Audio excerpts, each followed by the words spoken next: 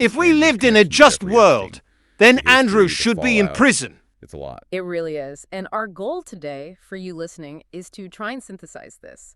It's a complicated timeline, lots of claims, counterclaims, legal actions, and some very, very recent and damaging new information. Yeah, specifically those 2025 email releases and the very recent change in his royal status just last month. Exactly. Those are pivotal. So we'll trace it from the start, through the conflicts, and right up to these latest consequences. Okay, so foundation first.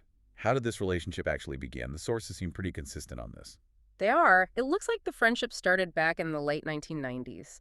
And the key link seems to be Ghislaine Maxwell. She apparently introduced Andrew to Epstein around 1999. And it wasn't just a casual acquaintance, was it? The sources highlight some pretty significant early interactions. No, not at all. What's striking is how quickly Epstein and Maxwell seem to have been, well, integrated into Andrew's circle, even his official royal life, you could say. Right. We're talking about parties Andrew hosted at Windsor Castle. Sources mentioned June 2000, and then again July 2006. Epstein and Maxwell were there. At Windsor Castle. And then there's the detail about Andrew hosting Maxwell's birthday party at Sandringham. That was late 2000. Sandringham. Epstein was there too. Yes, Epstein was present. So, these aren't just bumping into each other at society events.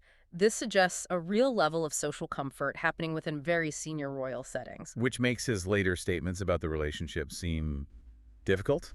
It certainly sets a baseline that complicates his later narrative, yes. Okay, so let's move to that narrative. The timeline of when Andrew claims he cut contact.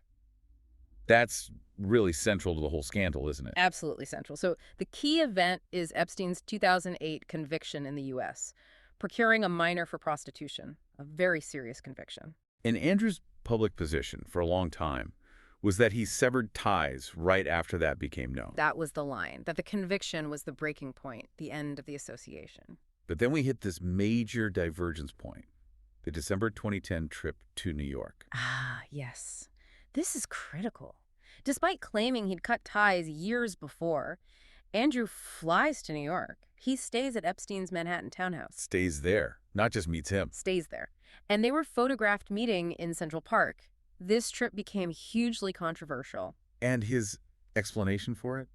What was that again? He later described it as a wrong decision. His justification was that he went there specifically to, quote, formally end the friendship. To end a friendship he claimed he'd already ended 2 years prior by flying across the Atlantic and staying at the person's house? Precisely. Yeah. It didn't really hold up well under scrutiny. The sources suggest it looked much more like maintaining contact than ending it.